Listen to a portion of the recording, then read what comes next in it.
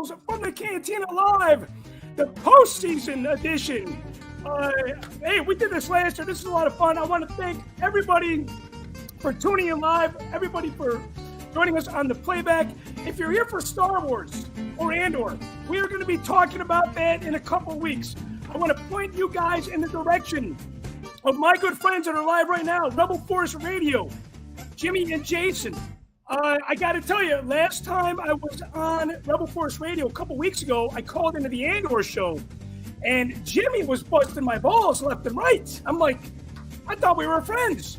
I do not like my balls busted by my friends. I feel like I'm the younger brother. I love Jimmy to death, so maybe that's why I'm a little sensitive, but I prefer a warm hug from like somebody like my brother Brian Klein instead of having my balls busted on a live show. So there's not going to be any ball busting here. We're not going to play that dirty tonight, even though there are some fan rivalries with the guests on tonight's show. Hey, support the show on Patreon. Check us out, Machtails from the Cantina. I have a couple producers joining me tonight. This is the good guy pin. I am not doing Patreon name draw on this show. Now, how much trouble am I going to get in for saying that I didn't like Jimmy busting my balls? I don't know. As much trouble, who knows? Now that's going to distract me. Just like a pitcher, I have to focus on the mound. Tonight's drinking word of the night is not cheatstros. It is producer. I do have three producers joining me on the show tonight. Without further ado, I want to welcome back to the show. He's a familiar face. He's been involved in a lot of the live shows. Would you guys please give a warm welcome to Matthew Rooney? Not only is he a Dodgers fan, but he has a bit of a connection to the Rays, his second favorite team, because of the time that you spent down in St. Pete. Matthew, welcome to the show, and thank you for taking over the spot of Tyler Page this evening. Yeah, my pleasure. I'm happy to be on the show. I watched all of your baseball shows that you did last postseason in 2021, and so I'm very excited to be a part of it. I'm excited to talk about the Dodger season, which was a really great one for us, of course, and also the Rays, too. There's some nice connections between the Dodgers and Rays, actually, that I like to look at, since I did live in Tampa for a number of years, and I used to follow at the time, the Devil Rays, before they had the Devil exercised, as they put it at the time. Yes, we are going to be talking a lot about the Rays tonight. We're going to be talking about the Dodgers. Somebody we're not going to be talking about tonight, but is well represented by my brother, who I do love warm hugs from, my brother Brian Klein. Brian, welcome to the show. Again, you're not only you're a producer of this show, so you're a very, very important part of it. I always love having you on because you have this vast knowledge of so many things. People can follow you and listen to you at the source pages. Anywhere you can get a podcast, you're on. You're talking a lot about different things. Tonight, we're going to be talking about baseball, but unfortunately, not the Cubs. Do you have a dog in the fight this time? Not the Cardinals. That's about it. Not the Cardinals, right? Not the Cardinals, not the Yankees. No, I don't know. I mean, Tampa is always one of those teams that's just, could get there, but I don't know. Atlanta, they, lost Freddie, and then he went to LA, and they still won a ton of games. Not the Mets. I don't like the Mets either, but I mean, it's just interesting. It's kind of actually cool to go into it without having a team in there, because you could sit there and enjoy it, as long as the end isn't like, if it's a St. Louis, New York World Series, I'll be like, oh. You know what I don't want? I don't want a Cheatstros St. Cardinals World Series. Anything but that. You know what would be cool, though, is if Toronto made it, because there was talks, because they still have if you're not vaccinated, you can't go into Canada. And I was reading this about a month ago, St. Louis, Goldschmidt, and Arenado, neither one of them are vaccinated. And they're like their top two players, so they wouldn't be able to go to Toronto to play any games up there. So who knows? You know what? It'll be interesting to see how that plays out. Brian, again, thanks for joining us on the show tonight. A brother that's been on the show last year, another one that has a lot of knowledge, especially about the game, because he played the game a lot. Andy from Miami, welcome back to the show, brother. Thank you for taking time. I know it's late in Florida. I know the hurricane passed you, as it did hit my mom's place. Right. Thank God there wasn't a lot of water, any water in our house. It was all on the street. And I just left the St. Pete area on Monday. But I'm glad you're safe. I hope all the other people tuning in from the state of Florida are safe as well. Andy, do you remember your predictions last year? How accurate were you? I have no idea. I got to go back and rewatch the show and see what I predicted, because I already remember what I did last week. Well, hey, I'm looking forward to hearing about your predictions tonight. I know you got them. We're going to talk wild card specifically, but I know you like to get to the finish line before it happens and talk about who we're going to see in the World Series. So I'm curious to hear your predictions on that. Again, man, thank you for joining the show. Thank you for having me. Somebody that I'm going to see, and somebody that is a host of a show that I've been on, the Nerf Herder Council. Welcome back, John Drake. John, we are looking right now at the two teams that are probably going to, with the starting time of noon on Friday, we are going to go at it first, my friend. Yes, I've got my tickets. It's 50% chance of rain. It's going to be about 51 degrees, but, got to do it, man. That's October baseball, right? I'm telling you, we definitely got screwed on these start times, man. It's like, seriously, noon? Like, you couldn't put the Mariners and the Blue Jays at the crap spot? Like, come on. So, I don't know. You know what it is? And I apologize. I think because the Rays will still never gain enough respect to get the best time slots. Every year, I mean, this is the fourth year we've made it to the postseason consecutively, and the times are always in the late morning, early afternoon.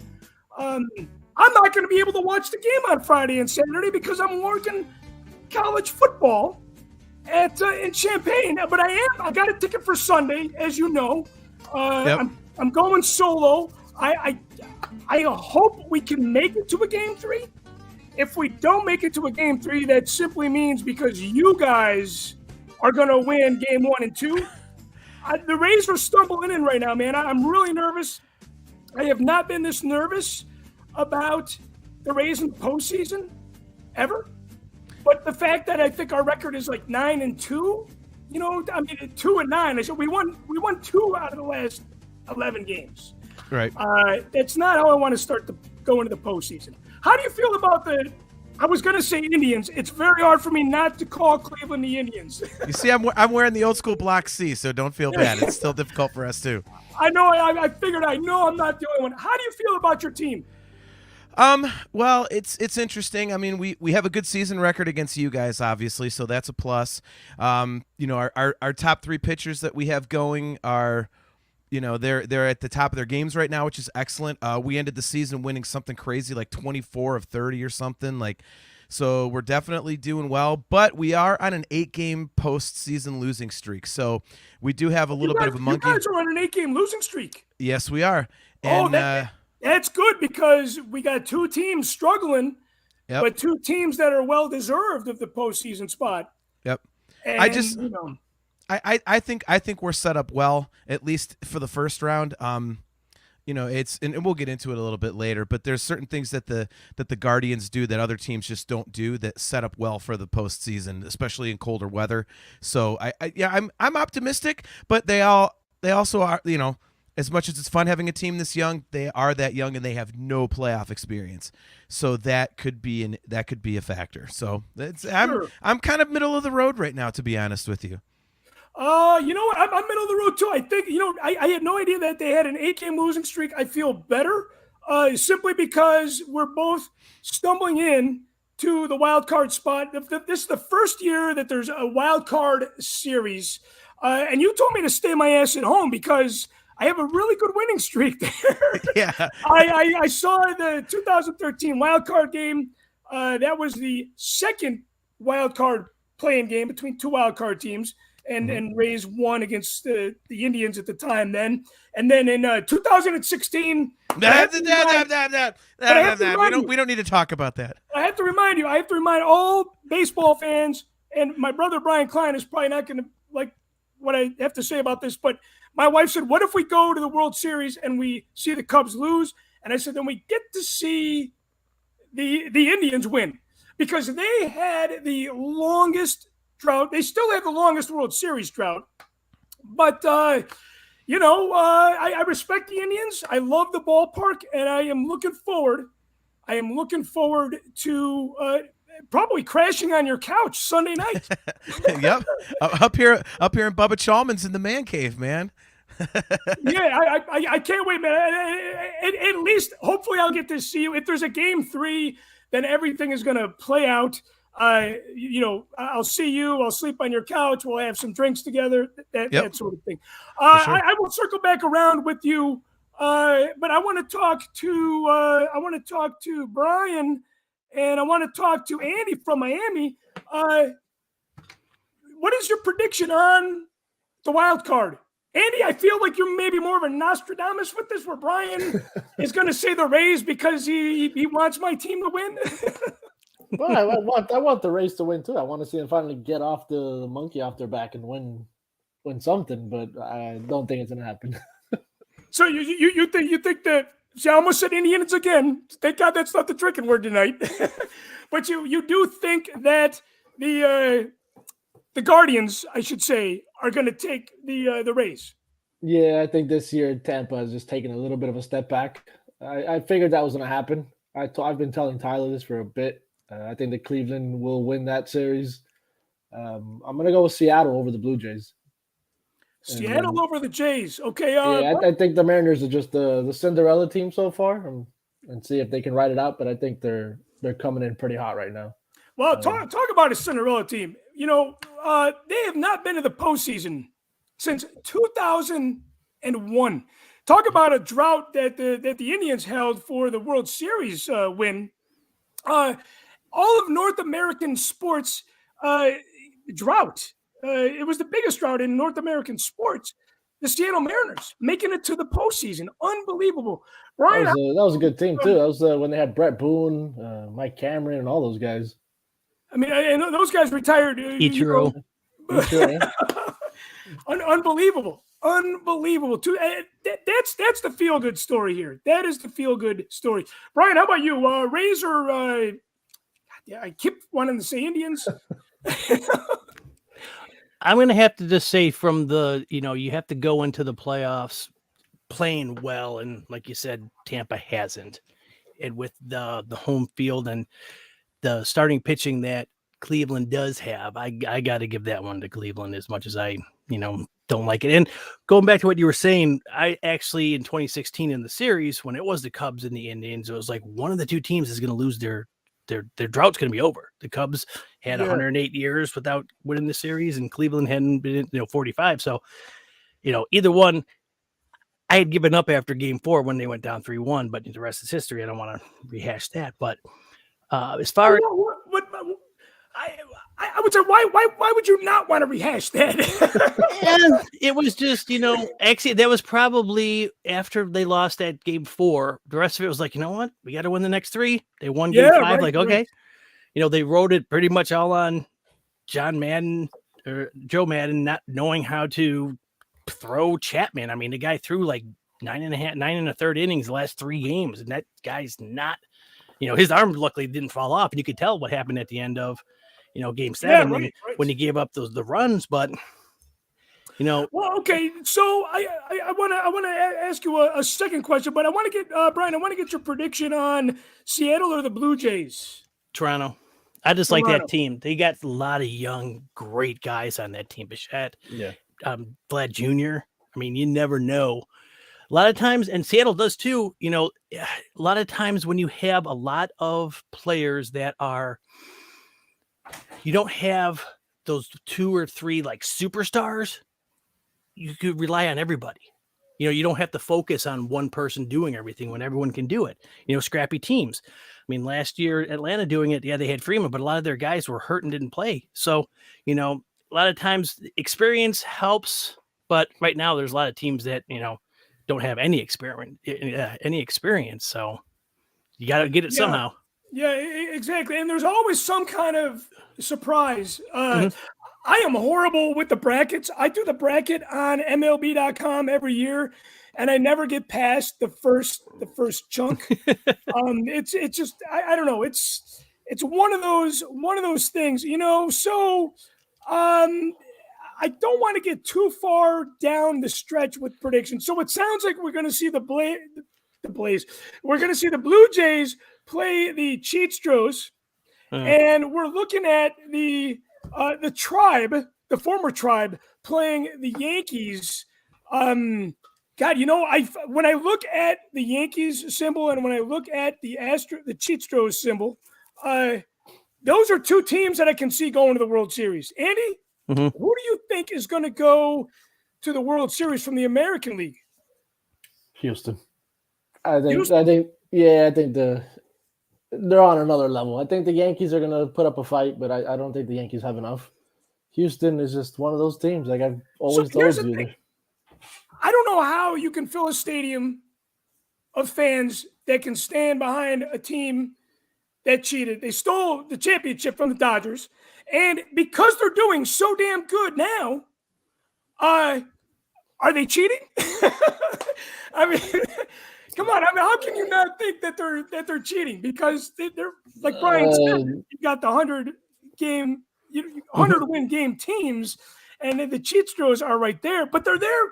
They were there last year, and they got a lot of talent on that team. Remember, they were bad for a long time, and they built that farm system to where they can lose guys like Carlos Correa, and the next guy that steps in will be just as good. So, they got a lot lost, of guys that, losing Correa, losing Springer. I mean, they've got guys that just pop up, and I mean, some of it has to do with Verlander having a resurgent year too. I mean, that guy's first ballot Hall of Famer dude, and he just he missed time because he had surgery, didn't he? And then he came back now, and he's just pitching like the Verlander that we know. And Verlander is like on the verge of retirement, and he's like at his prime. I think he's like a Cy Young candidate this year, too. I'm sure he is. I'm sure he is. Well, plus you got a veteran coach in Dusty Baker who he's been there before, so he knows how to prepare his team. See, I would love to see him win it, but not with that team, though. If it comes down to the Astros and the Yankees, it's just like, I'm going to figure out who's going to take it from the National League. The Yankees, I can tell you this, though, it was tons of fun watching Aaron Judge this year. I mean, if there's ever been he better be a unanimous MVP. That dude, if it wasn't for like a little bit of a fault, he could have won not only did he break Maris's single season AL record, he was really close to winning the batting title. He could have won the Triple Crown. Yeah. He finished second in the league in hitting behind, I can't think of that guy's name from Minnesota, Urias or something like that.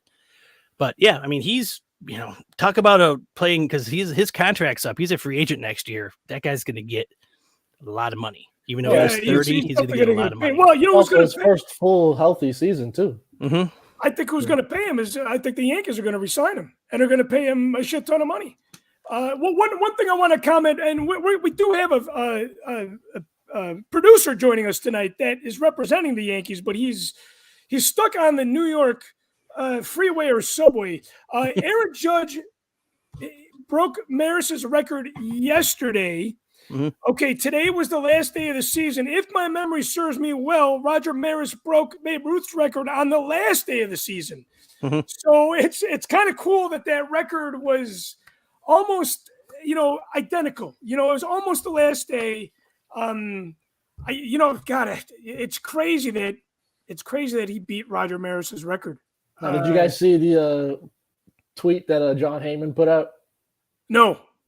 Saying that this record is the real home run record. Oh yeah, that's the same thing. Like Roger Maris Jr. said that. Yeah. And you know what? There was roids back then was all across the board. Yeah, it is inflated. If those guys that broke it before, Sosa 3 times and Bonds and McGuire twice, it was the name of it was in the game. I'm not going to say either way. You could say Babe Ruth was cheating because maybe, and Mickey Mantle was because they were drinkers.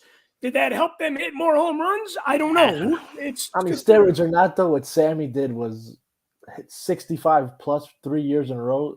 That's in a 4 year span, he hit like 200 and 29 home runs or something. It's like, that's crazy. Yeah, steroids or not, you still got to hit the ball.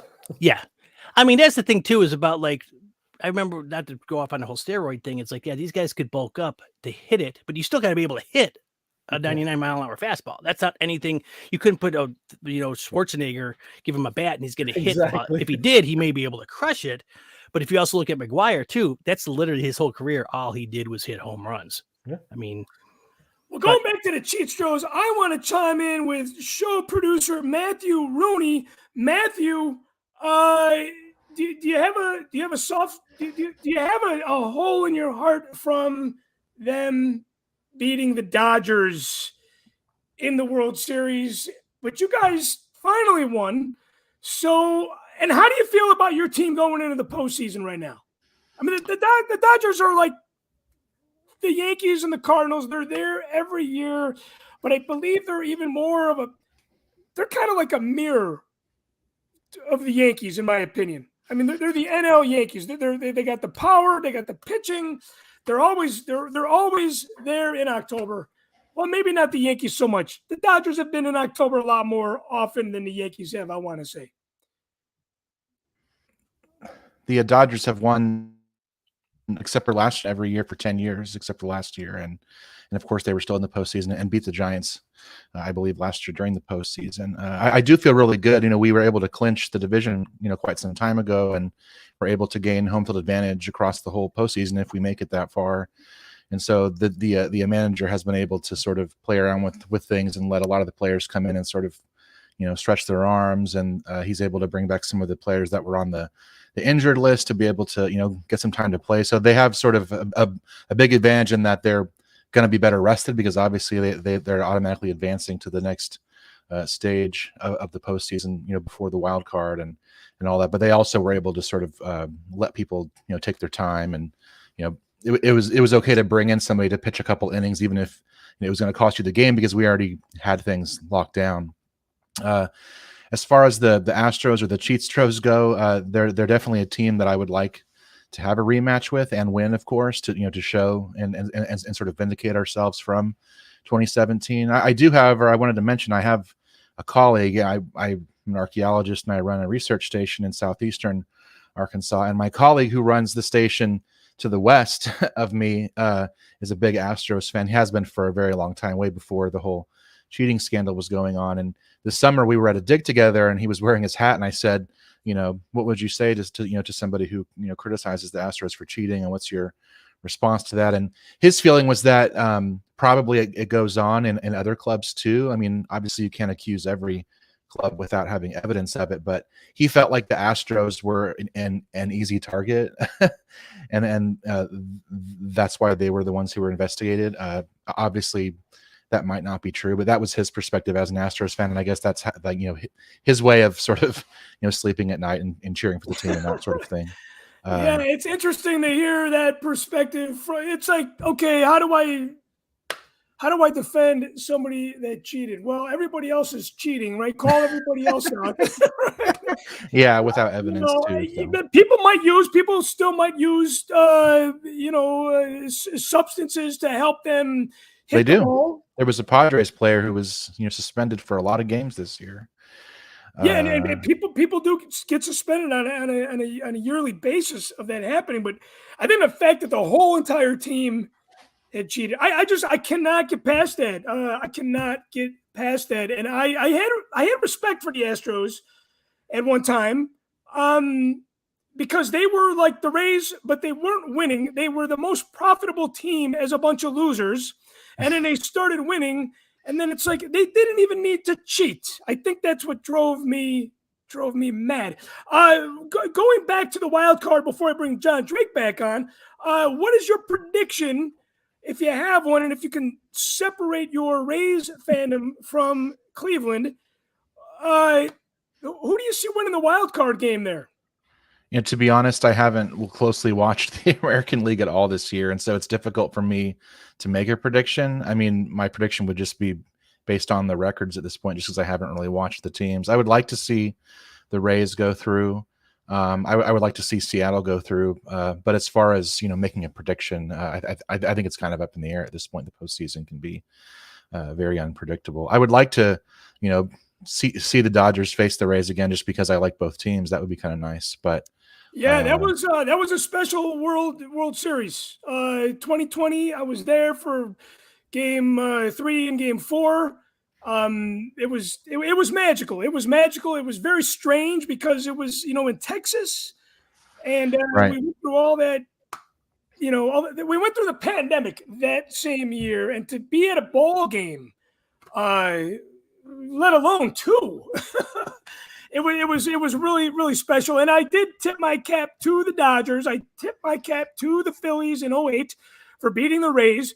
That's where my sportsmanship lies. And again, Yeah. going back to, the Cubs and the Indians, it was like I was totally cool with Cleveland winning the World Series there, because I think at the end of the day, it's about the long droughts. Now, the Cubs drought was longer, and we don't want to rehash that twice on the same show, because we are talking about 2022 postseason. The Dodgers, how far? Let me see that bracket again. I just want to take a look at the Dodgers bracket, NL side. Of course, we haven't really talked too much about that. So we got the Padres and the Mets in the wild card. I can definitely see the Dodgers going to the World Series with a quick glance at that. Andy, is my prediction realistic there? I see LA Dodgers going to the World Series. It's possible. I mean, I think that the Cardinals will beat the Phillies. The Mets will beat the Padres. Cardinals will beat the Phillies. Yeah, I could see that happening. Mets will beat the I could see that happening. So we got the Mets versus the Dodgers. Then I think it's going to be the Braves and Dodgers. Yeah, I could see the Braves and the Dodgers, which is going to be good, right? Because we got the champions from last year, and then we got the champions from 2020. So Right. we got like the Titans going to the World Series against, hopefully, you know what? Do we have New York and Houston, and then Atlanta and the Dodgers? Is that what's going to, I mean, I say Yankees. Here's my prediction. Yankees face the Dodgers in the World Series. That's my prediction. Yeah. I would actually like to see it. That's kind of my second choice after the Astros getting a redemption there, because the Yankees are actually the team that we've faced the most in the World Series. We've faced them, I think, 11 times in the World Series ever, and they've beat us like 8 of 11 times. And so I would like to beat them some more to even out that record, because there used to be a big rivalry between Dodgers and Yankees back in the 70s and in the 60s and 50s, which has sort of subsided, but it would be nice to sort of catch that back up again. Yeah, I guess rivalries too. Do we really have, like, the first round? There's not really any rivalry between those wild card teams. Does that take things away, from the excitement? I don't know, because I think we have some underdog teams facing some of the top teams. But as I'm looking at this guy, and again, dude, I don't do well with Brad. I don't do well, but I'm going to bring back on my brother John Drake again, host of the Nerf Herder Council. John, I know you are dying back there in the green room because you are a host of a show, and I appreciate your patience, man. It's so hard to get so many people involved in the show, but I thank everybody for their time. John, how did the Guardians get to where they got to this year? I feel like it was unexpected. I don't believe, if you go back and watch MLB Network or ESPN on opening day, not to take away from where you guys are at now, but this is a team that I believe that was kind of underrated, if you will. Mm-hmm. Yeah. Is it the young talent, in your opinion? Yeah. First of all, thanks for having me. I appreciate it. So don't worry about me waiting. It's awesome. I've never gotten to talk baseball on a podcast before, so this is a blast. Nice. Yeah. No. We were picked pretty much universally to finish last or fourth in our division, which is admittedly a weak division. So I think as far as how we got here, I think it all starts with our manager. Terry Francona. Tito is he's one of the best in the game. He's been one of the best in the game consistently for years and years. So when you have a guy like that in the dugout, especially a team like ours where our ownership is ungodly cheap and they won't put any money into the team, you need someone to make the best of what you have. Like the old saying goes, make chicken salad out of chicken shit. It's like really with our team is kind of really the truth, because we're excellent at drafting and developing pitching. I mean, that's a given. Cleveland, we always have some of the best pitching in the majors, not just the American League. But we just can't. We don't have power hitting. Traditionally we've had crappy outfielders. When a player gets good, we got to ship him out of town because we're not going to pay him. So I think it all starts with Tito. But the thing that was unique about this year is, we started, I think it's a major league record at 16 different players debuted in the majors this year for us, to the point where the average age of our major league club is older than the average age of most minor league clubs. So Is that a record? That sounds like it could be close. Yeah, the 16 players, if I read correctly, is a record for how many guys made their major league debuts in one season for a single team. So that's a good farm system, man. Because I remember,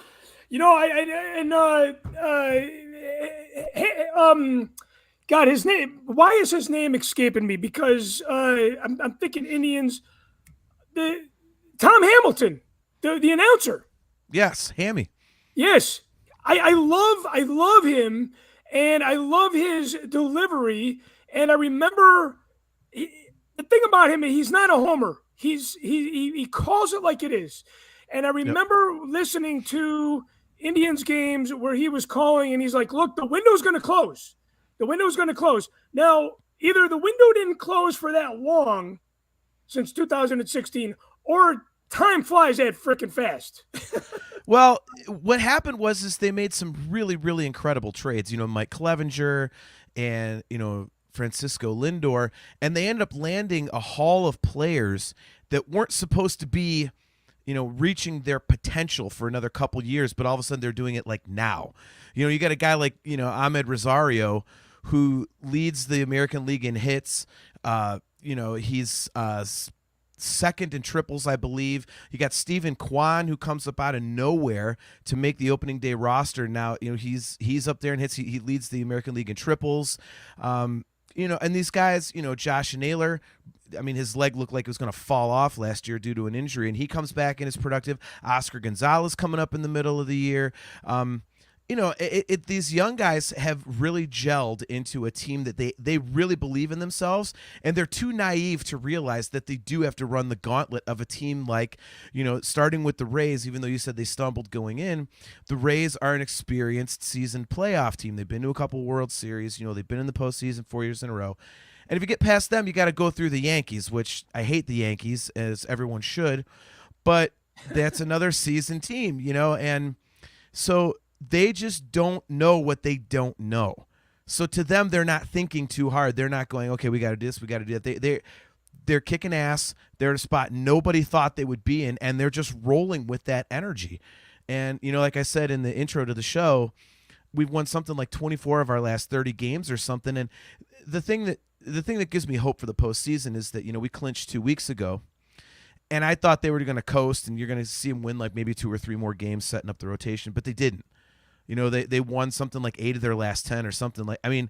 Just today, last game of the season, they could be totally shutting it down, excited for Friday. They beat the crap out of the Royals with cheese, 9-2. So, they're still playing at a high level. They're still excited. They're ready to go. I thought you informed me that they lost. They lost 8 in a row, though. No, they're on an 8-game postseason losing streak.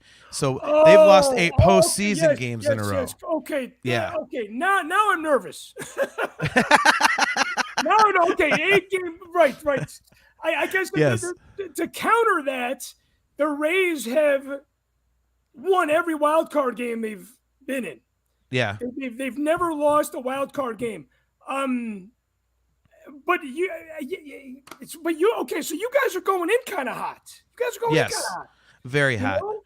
And this is all I want. I want to be in Cleveland on Sunday. Even if we lose, I want to be at a, winner takes all game on Sunday. I live for that. It's chasing the dragon is a term they use in drug use, heroin use specifically. But I use that in fandom because I'm always looking for the next greatest experience. And I think to be in Cleveland at another do or die game, I can't ask for anything more as a baseball fan, even if I lose.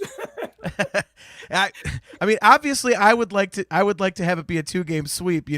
I'm a season ticket holder for the Browns. I'll be in the dog pound on Sunday, and if it's a do or die game, I'll be like watching the Browns and Chargers and looking at my phone. Browns and Chargers, looking at my phone. I was hoping that you were going to be at the game on Sunday, but I know you're a big football guy. Obviously, you have season tickets. Where are you sitting on Friday? And I know it's aggravating because you gotta finagle the work schedule. I know it at a noon start. Yeah, thankfully it was easy, and I got lucky. I have an awesome boss, and I have a great team working with me. So, but yeah, I would think too. A lot of people that you are working with and working for, if you're going to the game, that's how cities work. It's like, hey, yes. we respect that. You got to go to the game. Yeah. We're going to give you the day off. Yeah. No, we are. My wife and I are in the upper deck, and we're saving for a house, so I didn't want to splurge too crazy. So I got upper deck about 6 or 7 rows back, and we're right on the aisle. So we got a perfect view of home plate down to third base line, and perfect view of the jumbotron, the scoreboard, and everything. So, yeah, it's exciting, man. I'm really excited to see how we can do, because the Guardians do something that the other teams in the postseason do not, and that is we manufacture runs better than anybody in the majors. We rank, I think, 29th out of 30 teams in terms of home runs. However, we got Jose Ramirez, who finished only 5 RBI behind Aaron Judge, 131 to 126, but he had 33 less home runs than Aaron Judge. He led the American League in doubles. So our team, what we're known for is, around here they call it the death by 1,000 paper cuts offense. It's guys that just get on base. They make contact. They just make contact and get on base. They're not trying to hit for power. And then we run the bases better than anybody. I mean, we by far lead the league in, singles legged into doubles and doubles to triples. There's a stat out there somewhere for that, but it's been reported. I mean, we manufacture runs better than any team in the game right now. And I think that's going to play well, in the postseason, at least in the American League, because as when the weather's colder, the ball's not traveling as far, so it kind of takes a little bit of that home run power away, just due to like wind. Let's say we go on to face New York, or against you guys, it's going to be windy. So the ability to play small ball, I think, plays in our favor. So I'm really excited to see how that translates in during this team's first postseason run. And you know what they call that? They call that the Rays way, small ball. Yep. I don't know if the Rays don't necessarily play small ball like they used to, but for the longest time, that was how they were winning games. Not by scoring 7-8 runs. Right. I want to ask you a question. How do you feel right now as a fan, as a Cleveland fan? How do you feel right now going into Friday? What's the one word that describes your feeling? Anxious. Anxious. Okay. Yeah, and not nervous, but in previous years, like I said, we've lost 8 straight postseason games, and I don't get the feeling that we're kind of on that sort of path. Before, even when we were playing well, we ran up against some great teams and whatnot, but I just felt, okay, I could see us losing, especially, the series we played, the Astros, we got smoked. So we had that one, and we didn't match up well in a couple of those series. But again, this team is playing with a certain energy and swag, and again, they don't know what they don't know, and so they really think they can beat anybody. And we took a series from the Astros this year. We took a series from the Dodgers. Took a series from the Padres. they tended to show up in big moments most of the time. So I'm excited to see if they can translate that into the postseason, or if they're all of a sudden going to come down to earth and act like a bunch of young kids who haven't been there and just, basically soil themselves and out we go. So it's going to come down to experience. It's going to come down to experience first and foremost. I do believe that it's going to come down to game 3.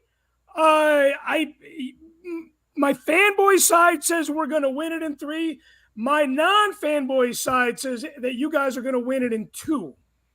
So that's the thing about being a fan and being a fan of the team and being a baseball fan.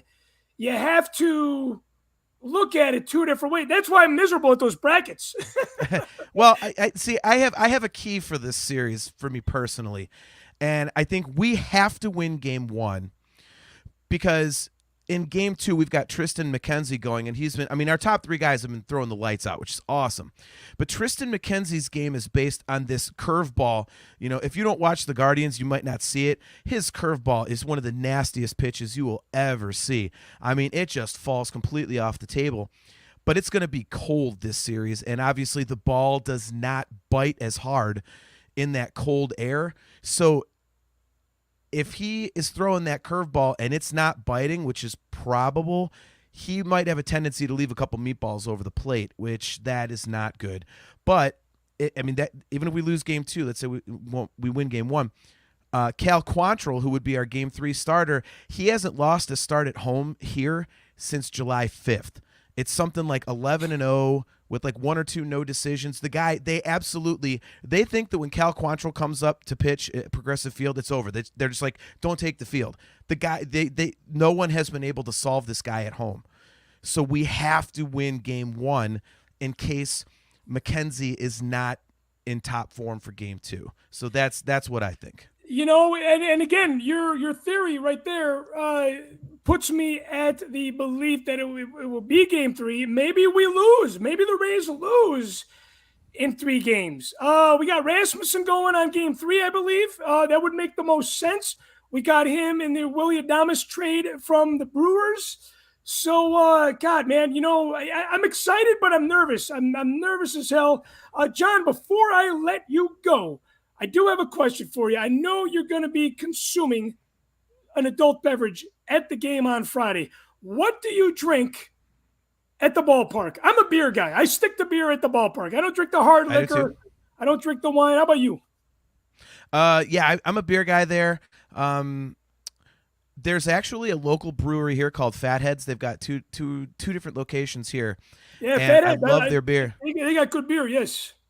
There's a Fatheads in the stadium, and the best beer they have is called Bumbleberry, and they serve it at the game. So I'm grabbing a Bumbleberry or 7, and I'm gonna keep myself warm because it's absolutely delicious. So a Bumbleberry 7. Hey, I want to share a beer with you guys that I'm drinking tonight. This is from Old Irving Brewing. I drank this on the last show. This is a Star Wars baseball inspired beer.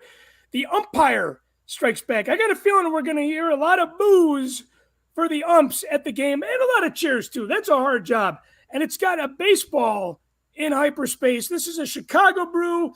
This is a fruited sour. It's a 7.5%. And I'm drinking it out of a baseball bat from Dugout Mugs, American League champions of 2020, which was a very hard year to make it to the World Series and win it in the World Series. Well, hey, John, I appreciate you being on the show. I look forward to seeing you on Sunday. If I don't see you on Sunday, I'm going to be very, very disappointed, man.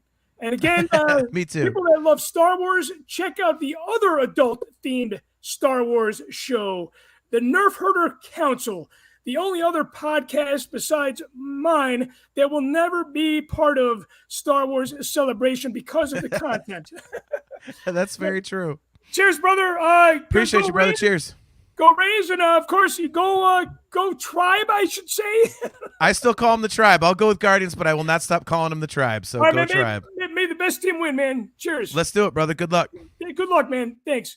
Andy, I need to ask you, what do you drink at the ballpark? I stick to the same thing. I do the beer. The Marlins have their own lager. It's from Biscayne Bay Brewing Company. It's this one right there. They got the Marlins logo on the can. Biscay. Yeah. That is one of the few I only got 2 more ballparks to hit, as you know, Boston and Miami. I need to get down there, but I will not be there unless you're by my side. Well, I think Tyler's coming down in March for the World Baseball Classic. I know, and you guys are poking and prodding at me to get on that trip. I cannot make a commitment to that yet, but I hope to be in Miami next to you and Tyler at the ballpark. But I got to go there for a Rays game, you know? It's a better atmosphere for the World Baseball Classic than for a Rays game. It probably will. Yeah, it probably will be, right? It's going to be a lively crowd. It's going to be a really, really lively crowd. How do you feel going into the postseason as a casual baseball fan? Like, what is your feeling? Because you don't have a dog in the fight. Just enjoy it. It's postseason is always fun. It's twists and turns and things you don't expect to see, and it's enjoy the ride. So I think that is what we're looking at this year. We're looking at a story coming out of the postseason that is unexpected, right? Yeah.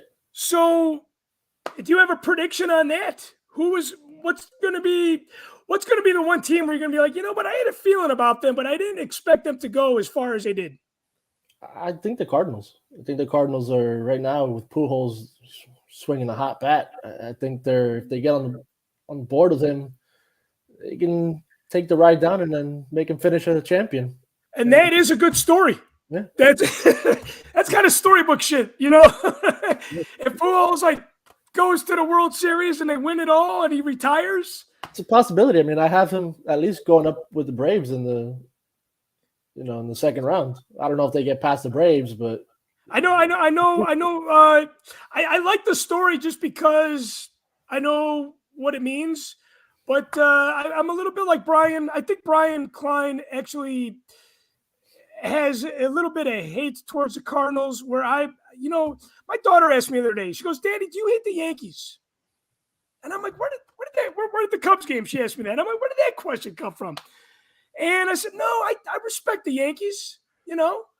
And she goes, what other team do you hate or do you not like? And I said, there's something about the Minnesota Twins that drive me fucking absolutely nuts. Well, half my division is in the playoffs, so more than half. So you're just gonna sit back like Chewbacca, right? Drink some brews and enjoy the ride, as you say, you know. Mostly the American League because the National League is all NL East teams. So until the championship series, where I think it'll be the Dodgers and Braves, then I'll tune in. All right, Andy, this is how it goes right now. If my Rays are eliminated, I will probably not be in the mood to continue the show. That's right. Hey, I gotta give a shout out. I gotta give a shout out to Rich Brendel chiming in tonight. AJ Drake chiming in tonight. And Brad Riverdale. Brad Riverdale, my Rays brother, chiming in as well. Thank you guys for watching.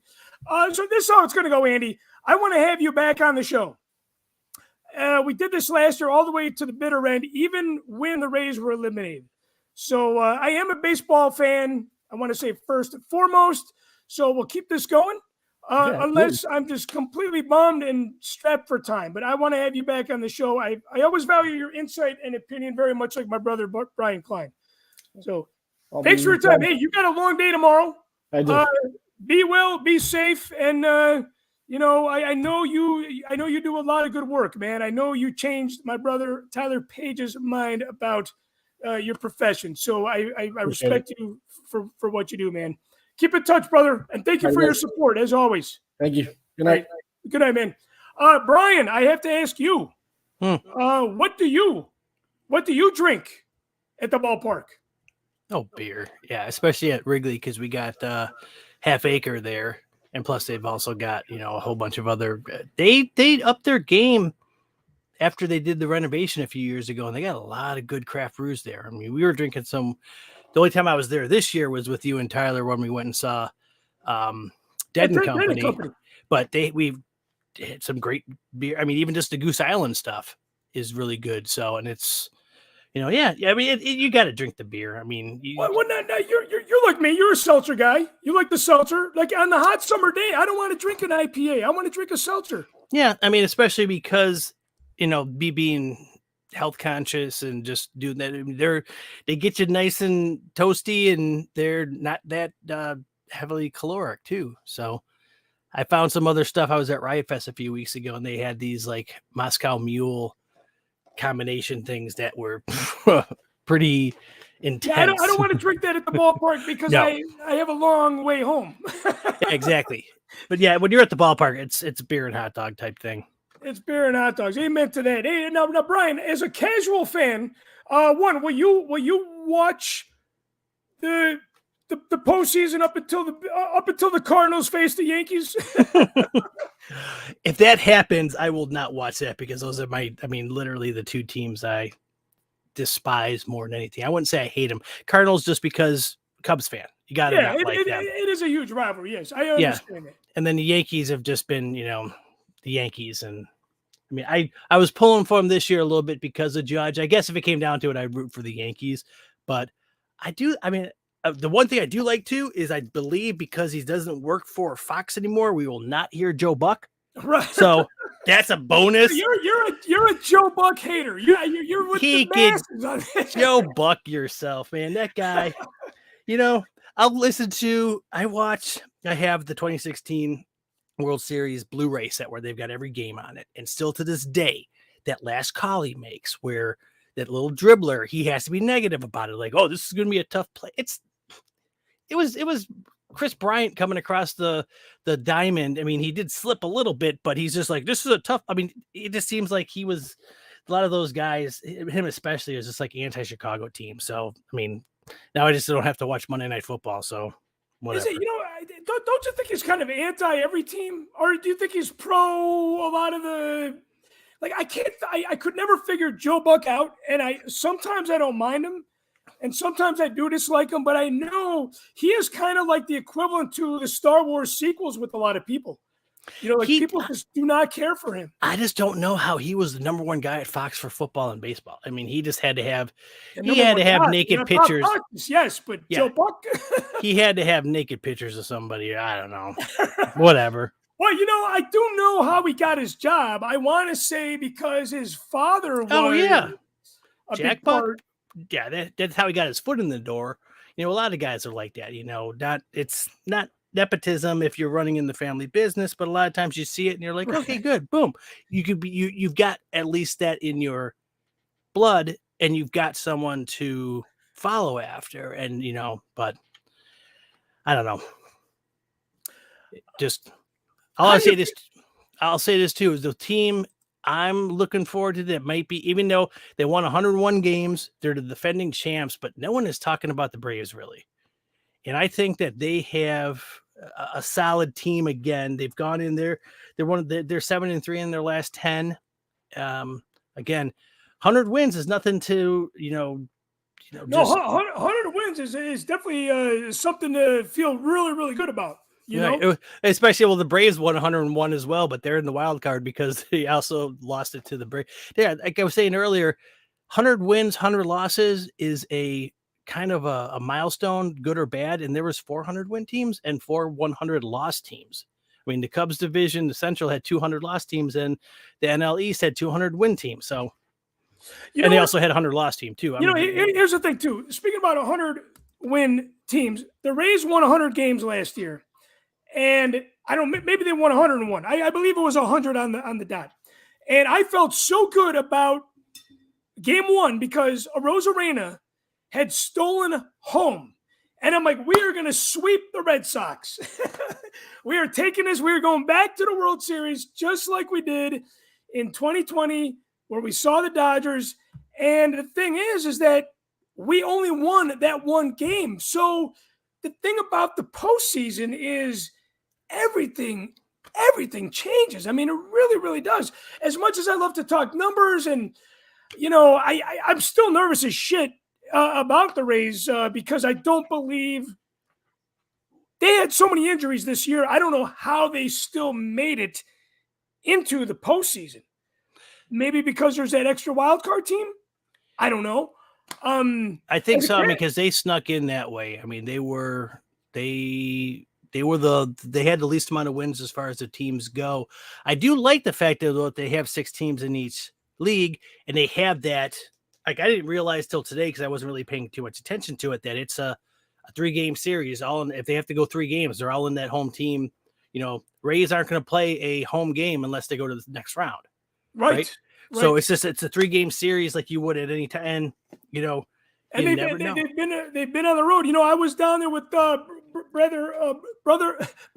Okay, the beer is talking to me now. I was down there with my brother Brad Riverdale in St. Pete.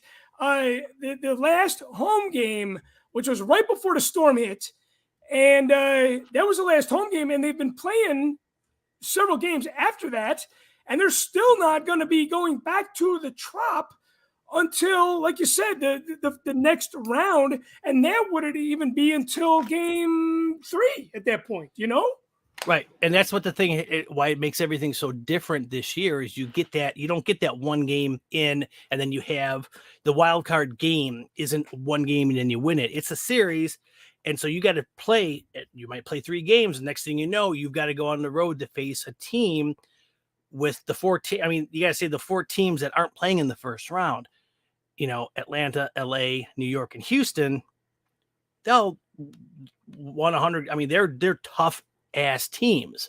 Right. So it's going to be a challenge. Matthew, how do you feel about the wild card being a series versus just a 1-game play-in? I'm a fan of it because I like it. Yeah. One and done is, anybody could win that. You could flip the coin and anybody could win that, Yeah, I definitely like what they did this year with the postseason, changing it up, and also, just making it to where there were more teams that would have a shot to be in it. I think that makes it more exciting as well. I'm definitely going to be watching closely the series between the Padres and the Mets. I think the Mets will probably win that, although I wouldn't mind facing the Padres because we really beat them a lot this year. We beat the Padres like 14 times out of 19, whereas the Mets we only beat them 3 out of 7 times, and so they're a little bit of a more scary team. But isn't the Padres? Aren't the Padres that's a team they need to win it this year, don't they? Because I don't think they've got didn't they pay out the ass to get Soto, and he's a free agent, and they have other guys. It's just they got a lot. If you look at paper beginning of the season, everyone thought San Diego was going to walk away with the division. They've got pitching, they've got power hitting. Last year was the same with them too. I think the Padres. Yeah. Here's the thing, though. Padres have been expected to do something, and they haven't until now. But the Angels were expected to do something, and then they look at where they fit. When the Angels have basically 2 of the top players in baseball and can't do shit with it. No, they fired a Hall of Fame manager, in my opinion. But I think the thing that kind of threw off San Diego too is when you lose Tatis pretty much for the whole year. Yeah, I mean, they made a big splash after the trade deadline, and everybody's making a big deal about that. But then they came to play us, and we swept them like the very first series after they made that big trade. And they have Manny Machado, who's done really well, and I think he's kind of carried that team this year. But as far as them playing us, I don't think there's any question that we would beat them in a National League division series, whereas the Mets I'm a little more hesitant with, just because they have great pitching and they have a great closer and all that sort of thing. But the Dodgers have done so well this year. I feel like a lot of times on the East Coast it doesn't get as much attention because we're over here and the games are late. In fact, it's hard for me to watch a lot of the games in Arkansas because they don't end sometimes until midnight here. But they have 111 wins, which is the 4th most ever, tied with Cleveland in 54. They've outscored, the most opponents in 2022. They had the least runs allowed, I think, since like the 1970s. They have their first 3 are Mookie Betts and Trey Turner and Freddie Freeman, and they're an amazing 1, 2, 3. Up there at the top. If Freeman and Trey Turner led the majors, not just the National League, with the majors with hits, and I believe Freeman had the most doubles in the majors, and then we have Julio Urias, who I was grabbing a picture of here. I put the wrong one. He had the best ERA in the National League this year, and he'll probably start Game 1 for the Dodgers in their series. He and Clayton Kershaw are sort of vying for that position. It was supposed to be Urias for quite a while, but Kershaw has had such an amazing series of games here toward the end after he came back from his injury. But Urias has been he's like won 12 out of 13 games since the All-Star break and has the lowest ERA in the National League. But Kershaw as well, and until he sleeps funny and throws his back out, right? Yeah, yeah. Hopefully that won't happen. But both of them have had below a 2 ERA recently in the game, so it's really exciting to watch them. And Julio Urias is really fun to watch. He's from Mexico, and he gives his interviews in Spanish, and he's very much tuned to his home country and does a lot for people and players playing in Mexico, which I think is really cool to watch.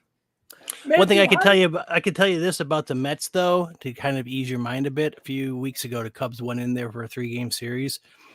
The Cubs swept them, and also they did something never happened in baseball, where the series started with the Mets having 40 more wins than the Cubs did, and the Cubs won every game by at least 3 runs. They were the 3 biggest upsets in baseball this year too. The one game when DeGrom started, it was like a plus 370 to start, and the Cubs won 5-1. So never, it just lets you know that anything can happen. The Mets on paper, I think they have a lot of the guys that, DeGrom is a case where he just had a bad game. Otherwise, that guy is just phenomenal. But they also do have a lot of really streaky players too. Brian, how do you feel as a casual fan going into the postseason? Just watching, I know you probably already told me that, but we've been talking for about an hour. Yeah. How do you are you excited? Are you don't care because you don't have a dog in the fight? No, it's just the good thing for me right now is that every other, this is the time of year where all 4 sports are going. Football's going, hockey is starting, baseball is ending, basketball starting. You're watching all those. Oh, I watch all right now, though. The hockey is my sport. I played it growing up, and Blackhawks are going to be absolutely terrible this year, so I don't have much of a horse going with that one. Bears been lucky so far, but and then the Bulls just had the first preseason game yesterday. So, but I'm still in baseball. It's always just like, any team can win. Anyone can beat anybody. There's sometimes, there's some guys that in the postseason, they turn it on for the longest time before 3 or 4 years ago, not to like ruin Matthew Rooney's parade, but Clayton Kershaw would be phenomenal and then get to the postseason and, lay a turd. But he's been a lot better recently, obviously, since they went to 3 out of the last 4 or 5 World Series. So, but yeah, I'm excited to go in and just see it. I'm not going to sit there and watch every game and check it out. It's a lot of baseball to watch. I can't even do that just because it's impossible. No. You're looking at this bracket though, real quick. What I want to say.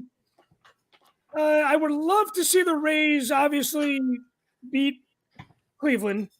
I would love to see the Rays beat the Yankees. Who wouldn't? Mm-hmm. Yeah. Look, as a fan, I want to see the Rays go to the World Series. I don't think that is going to happen. I would love to see Seattle beat the Blue Jays, but the Blue Jays have too much talent on their team. The Blue Jays could eliminate essentially the Astros, or the Cheatstros, I should say, and the Yankees. NL side. I have in my mind. I think Toronto's going to win the AL. So you think Toronto's going to go to the World Series? They're playing hot too. They've been a hot team too, and they've had to, scrap to get in there. And again, they do have some superstars, but they also have a lot of really good role players. I'm calling them right now. I think the World Series is going to be Toronto, LA. So that would be cool. Toronto, LA. If anything, if not Toronto, LA, Toronto, Atlanta, just because Atlanta, like I said, it just seems like no one's talking about them, even though they've won a lot. They're defending champs. They've got, they still have a ton of talent on the team. And I think they only have the only 20-game winner in baseball, but 20 wins don't mean much anymore if you're, on a team that's pounding the runs in too. So, well, and I want to say Atlanta was trailing the Mets by a lot of games at the middle of the season. And they've been really hot since the All-Star break, I think. Oh yeah. And they ended up 101 wins. So yeah, because I think they were close to 500 or a little bit over it, and then they just went on a tear in the second half. Mm-hmm. I really do think it's from the NL side, it's going to be the Braves or the Dodgers, hands down. Matthew, I wanted to ask you, how do you feel going into this?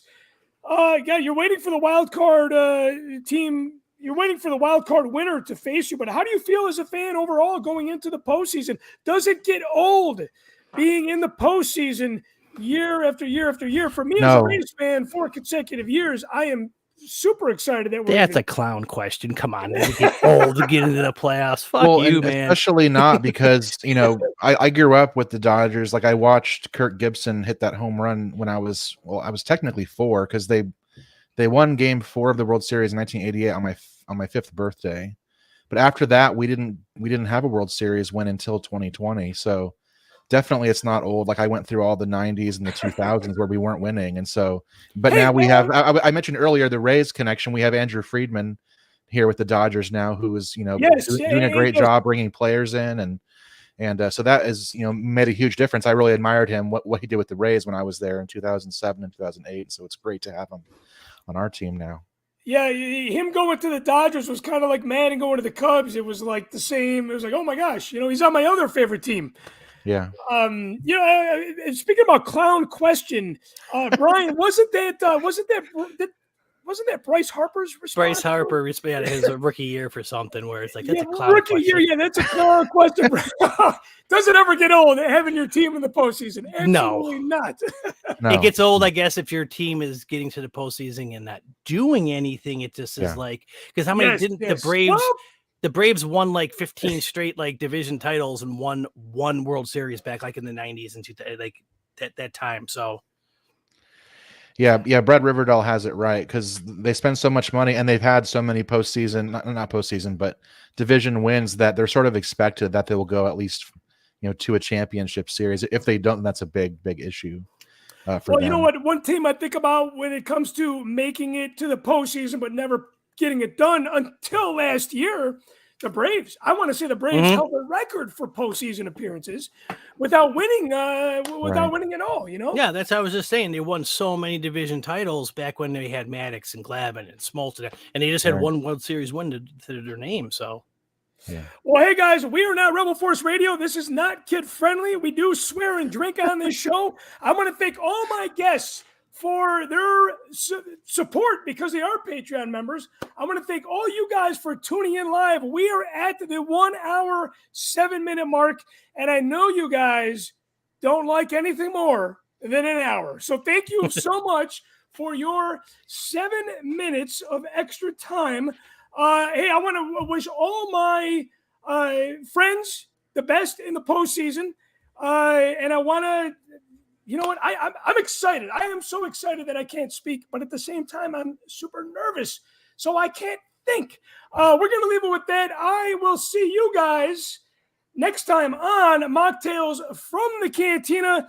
And Matthew, if you could play some music on our way out, that'd be great. I want to thank Matthew Rooney for producing the show and taking Tyler Page's part behind the scenes. I want to thank our brother Brian Klein.